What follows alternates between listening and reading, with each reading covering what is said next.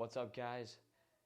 Today I'm here to teach you guys how to sharpen broadheads the easiest way that I have found.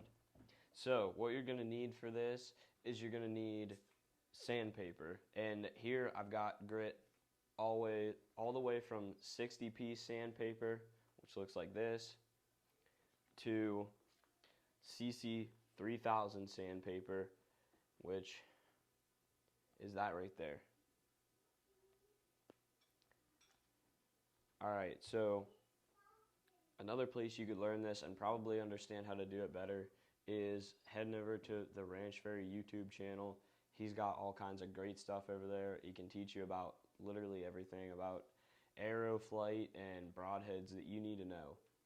But this is my twist on it for you guys that didn't know about Ranch Fairy. The best part about having resharpenable broadheads is that they're normally tougher broadheads that don't bust as much.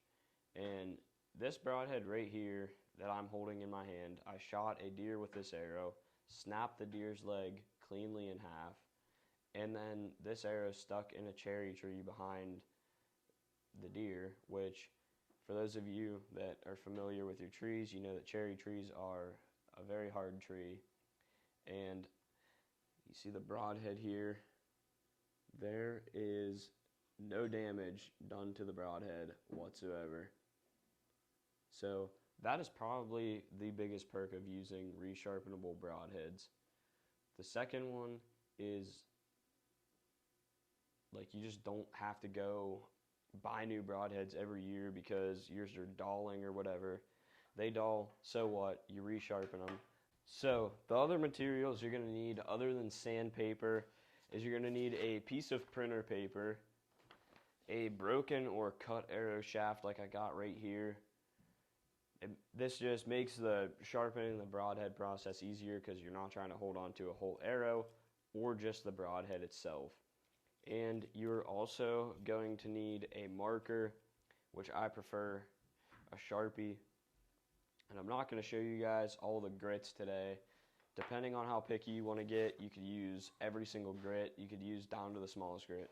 Obviously, though, just don't start on something super smooth because that just doesn't make sense. So how you're going to start is you're going to take your broadhead that you were sharpening, pick an edge that you want to sharpen first, mark it with the Sharpie, which you're basically coloring the whole entire edge.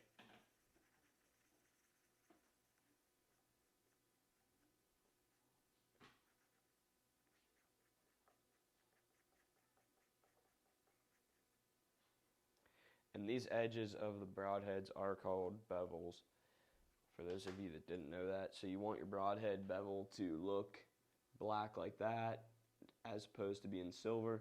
The purpose of the Sharpie is to make sure that you are sharpening the broadhead equally. You know, you're not favoring one part or the other.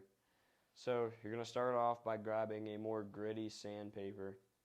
I'm going to start off with 120p. So you're going to take your first sandpaper. Like I said earlier, I chose 120p for mine. What you're going to do is you're going to equally pressure the broadhead, or best attempt to, and you're just going to drag that broadhead across the surface of the sandpaper, going back and forth.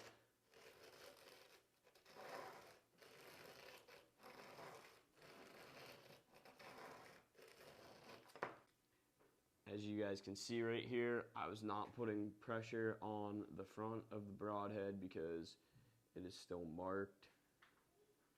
It is black. So what I'm going to have to do there is I'm going to have to take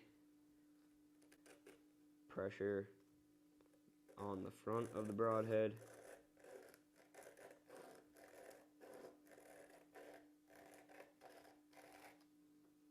Alright, so you want to repeat this process with your other grits of sandpaper.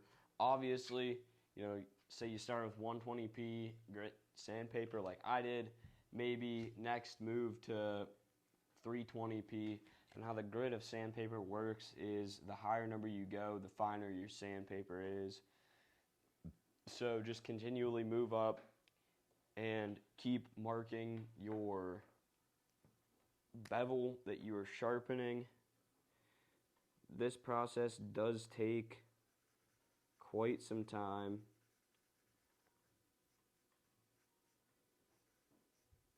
But I promise you it works. Alright guys, so when you are done sharpening your broadhead with the consistently finer grits of sandpaper, you want to take a piece of printer paper like I showed you at the beginning, and you want to hold it out in front of you tight, and your broadhead should do something like this. But if you're actually good at this, it's going to cut a little bit smoother than that. So that's all I got for this video.